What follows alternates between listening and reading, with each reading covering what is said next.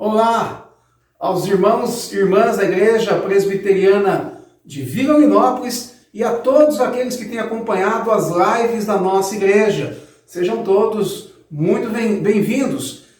Participe, assista, compartilhe. Não esqueça de deixar sua curtida, isso é muito importante para nós. Nós estamos nessa semana comemorando o aniversário da nossa igreja, que no próximo domingo vai completar 39 anos de existência. Hoje é quinta-feira, dia 23 de julho de 2020, e você é o nosso convidado para ouvir um pouco de história. Quem é que não gosta de história? Eu gosto, todos nós gostamos de história, ainda mais boas histórias, contadas de uma forma inteligente, de uma forma alegre, e o nosso irmão presbítero Gediel é o historiador da nossa igreja. Ele conhece muito da nossa igreja e vai nos apresentar aqui alguns fatos engraçados, fatos relevantes, fatos importantes nos 39 anos de organização da nossa igreja. Você já está convidado, fique conosco, participe deste evento na semana de aniversário da Igreja Presbiteriana de Vila Linópolis. Deus abençoe grandemente a sua vida, Deus abençoe a todos nós. E vamos agora então ouvir as histórias contadas pelo Gediel, Contos do Gede, falando sobre a Igreja Presbiteriana de Vila Linópolis. Deus abençoe você, a sua família, e que Deus derrame sobre todos nós as ricas bênçãos do Senhor. Boa noite, irmãos. Estou aqui nesta noite para contar um pouco mais sobre a história da Igreja Presbiteriana de Vila Linópolis, contar sobre alguns pastores, sobre seminaristas que passaram por lá e também algumas particularidades da história de nossa igreja. Como todos sabem, dia 19 de abril de 64, que foi a primeira aula de escola dominical na casa do seu Joaquim e da dona Janete. No dia 2 de agosto de 1970 foi o lançamento da pedra fundamental. Dia 9 de abril de 72, o culto inaugural do templo que nós temos hoje. E dia 26 de julho de 1981, a organização de igreja. Os pastores que passaram por lá na época ainda do ponto de pregação da Igreja Central, de 64 a 69, reverendo João Feliciano Pires, 70 a 74, reverendo Silas Denunci. Em 1974, foi transformado em congregação da Igreja Central de Santa Bárbara. 74 a 76, reverendo Silas Denunci foi o pastor da igreja, e em 75 e 76 tivemos pela primeira vez um seminarista, o Levi Emerick Porto. Ele foi seminarista por 2 anos em nossa igreja. Em 1977, as pessoas que lá estavam na organização da igreja resolveram transformar em congregação presbiterial. Foram pastores, nesta época, de 77 e 78, reverendo Ademar de Oliveira Godoy, e o seminarista Gesiel trabalhou conosco com a mocidade, principalmente naquele ano.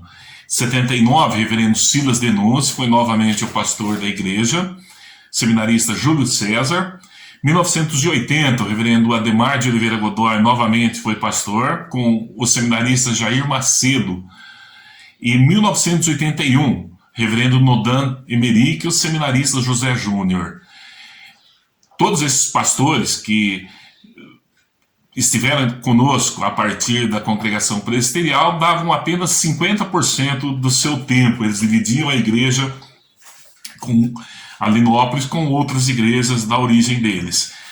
Eu cheguei no final de 76 e uma das coisas que eu ouvi muito dos adultos na época é que a igreja foi prematuro em transformar em congregação presbiterial. Deveria ficar mais tempo como congregação da Igreja Central. Mas assim foi feito.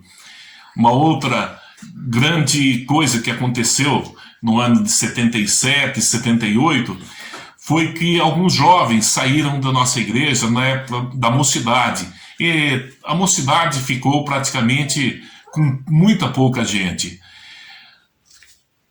Nós gostávamos, os rapazes principalmente gostavam de futebol, e queríamos fazer uma inscrição na Secretaria de Esporte para poder usufruir das quadras de futebol de salão da cidade. Mas para isso tínhamos que ter uma diretoria. Na época a gente procurou o então presbítero José Maria, genro de Dona Persílis, e colocamos para ele, para elegermos uma diretoria do time masculino para que pudéssemos usufruir das quadras de futebol de salão. E ele falou, mas por que não usa a diretoria da mocidade? Não tinha. Então ele falou de reorganizarmos novamente a mocidade. Reorganizamos a mocidade, tivemos outras mulheres também na diretoria, só que aí não ficava bem a gente fazer essa diretoria da mocidade apenas para o futebol. Dessa forma, começamos a fazer os trabalhos regulares da mocidade também, reuniões sociais, reuniões espirituais, e a mocidade começou a trabalhar a todo vapor. No ano de 81, o reverendo Nodan Emerick, então, foi quem organizou a igreja neste ano de 81. Ele teve como seminarista o José Júnior, ele foi seminarista de nossa igreja, e eu me lembro também que em 1981, pela primeira vez, eu vi o reverendo Nodan fazer um projeto de uma reforma no templo de nossa igreja. 82, o reverendo Nodan ainda foi nosso pastor, juntamente com o José Júnior. Em 1983, foi o reverendo Dario Pereira, hoje ele é missionário lá na divisa do Brasil com o Paraguai, e o seminarista Tércio Miguel Januário. No ano de 83, com a ajuda também preciosa da dona Geri Novaes, nós começamos a ter alguns acampamentos na época do carnaval, e foram muito abençoados e inesquecíveis esses acampamentos. Foi numa chácara do seu Álvaro Rome, lá na cidade de Limeira. No ano de 84, tivemos o reverendo Antônio Trancoso e o Manuel Mendes como seminarista. No ano de 1986, pela primeira vez, o reverendo Marcos Bonin foi pastor de nossa igreja, com o seminarista José Carlos Valentim, que ficou até a metade do ano de 86. Aí veio o seminarista Benedito Geraldo de Oliveira, foi pastor de nossa igreja também. Em 1987, ainda com Marcos Bonin e o Benedito como seminarista, e 87 foi o primeiro ano que tivemos um pastor em tempo integral. Até então, todos os pastores dividiam o seu tempo com outras igrejas. Apenas em 87 começamos a ter, então, um pastor definitivo, um pastor fixo em nossa igreja. No ano de 1988 foi o reverendo Silas Chen como atos pastorais e o licenciado Adilson de Abreu, que vai trazer também uma mensagem para nós nessa semana. Reverendo, o licenciado Adilson de Abreu, na época, foi muito marcante, porque ele quebrou alguns tabus em nossa igreja. Eu acho que a igreja cresceu muito depois do pastorado dele. Ficou um ano apenas, mas foi muito marcante a vinda dele, o trabalho dele aqui em nossa igreja. Em 1989, a igreja começou também de uma forma muito boa. O reverendo José da Silva foi pastor de nossa igreja. Ele veio do presbitério de Juquiá, com o seminarista José Roberto Teodoro, trabalhando conosco também. Mas o reverendo José da Silva, no mês de maio, o presbitério recebeu uma denúncia do presbitério de Juquiá e ele foi afastado. A igreja estava indo muito bem, mas infelizmente aconteceu esse problema e tivemos o restante do ano, do mês de maio até dezembro, não tivemos nenhum pastor efetivo em nossa igreja. O meu irmão, que era presidente do presbitério, dirigia as reuniões do conselho, e o presbitério fez uma escala com todos os pastores e presbíteros, e até o final do ano foi esse revezamento. A igreja sofreu muito nessa época, apesar de sempre ter uma pessoa nova falando, mas não tínhamos um pastor para cuidar diretamente de nossa igreja. No ano de 1990, o reverendo Sebastião dos Santos assumiu a nossa igreja.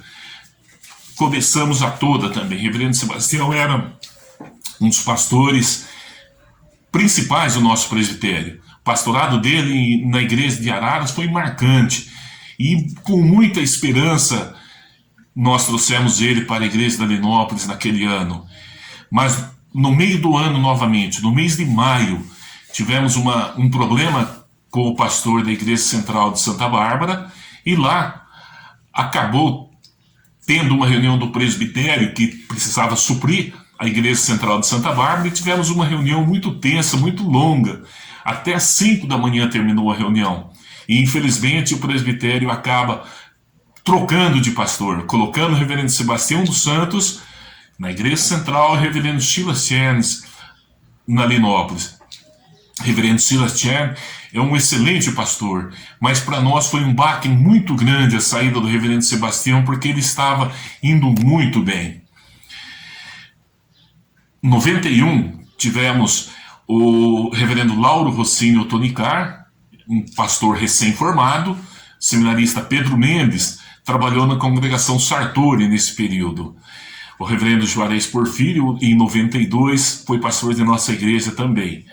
Em 93, o reverendo Sebastião dos Santos volta à nossa igreja. E o reverendo Sebastião dos Santos fica até 96. Só que desta época, infelizmente, Dona Rosa já tinha falecido. E isso foi determinante para o pastorado do reverendo Sebastião. Dona Rosa o ajudava em muito. E o reverendo Sebastião teve muita dificuldade depois do falecimento dela. E a igreja o acompanhou, o ajudou muito nessa época.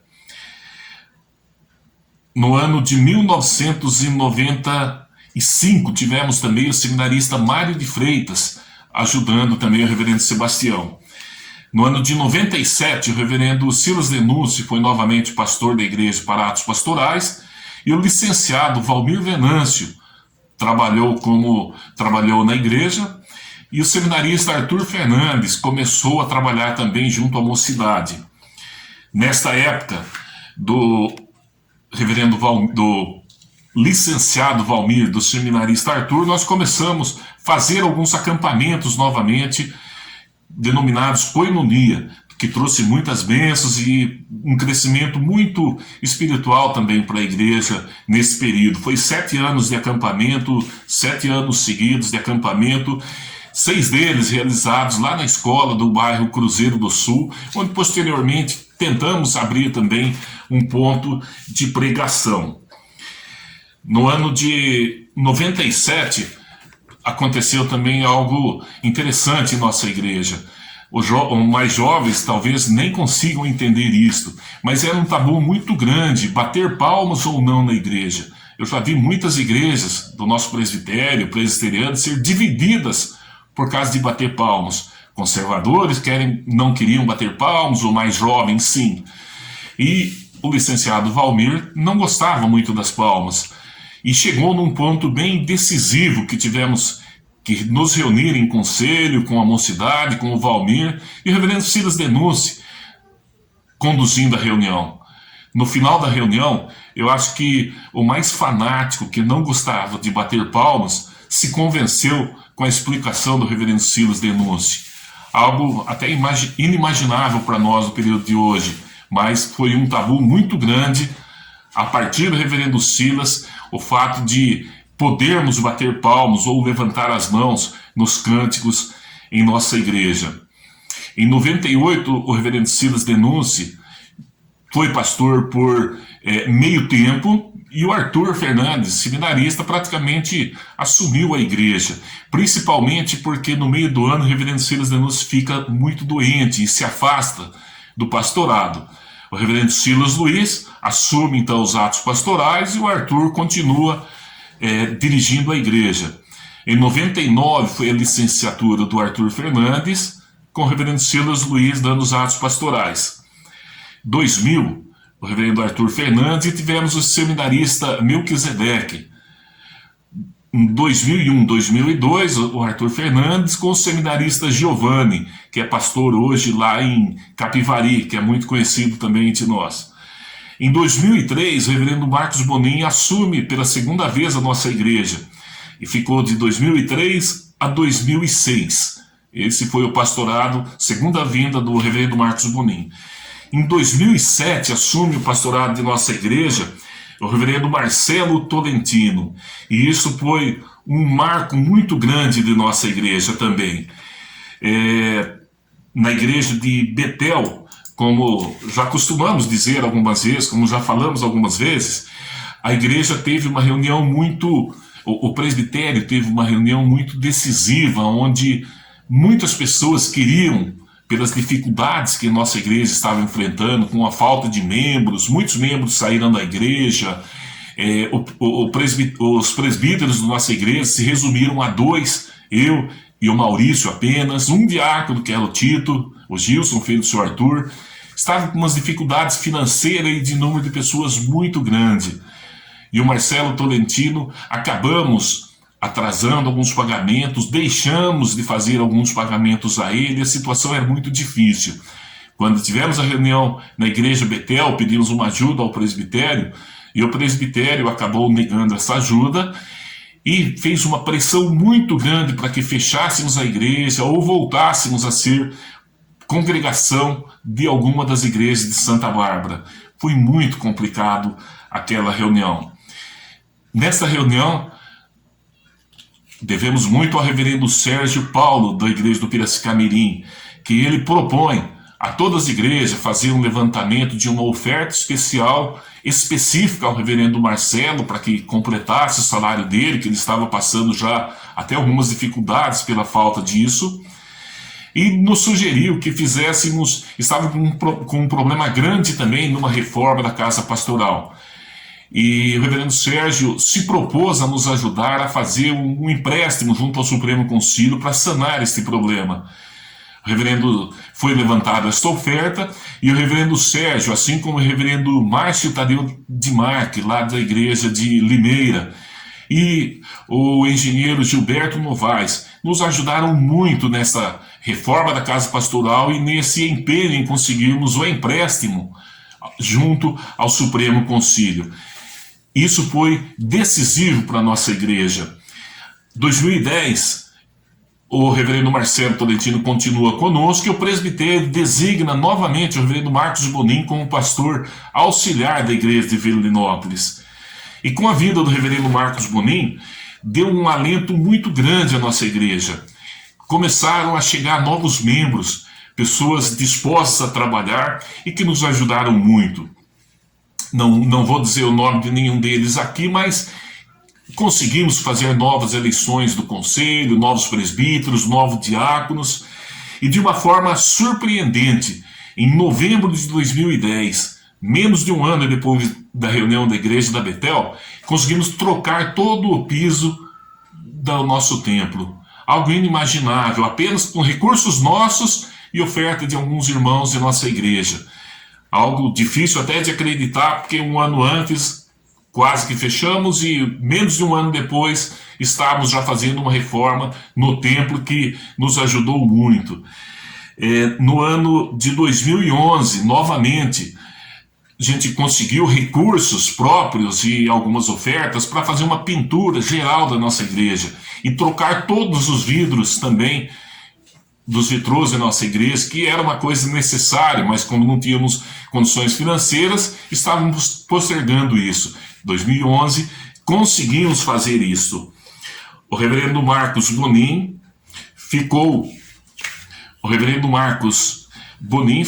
como pastor do ano de 2011 até o ano de 2015, com o reverendo Marcelo Tolentino como pastor auxiliar. Muitos desses anos aqui, o pastor Marcelo Tolentino ficou praticamente em São Paulo, apenas com o título de auxiliar da Linópolis, mas ele trabalhou todos esses anos em São Paulo. No ano de 2015, finalmente, conseguimos fazer uma reforma do salão social e das classes da escola dominical. Algo realmente inimaginável, pouco tempo depois da igreja da Betel. Um milagre realmente de Deus em nossa igreja, em nossas vidas. Foi algo muito marcante essa reforma, algo muito difícil até de acreditar.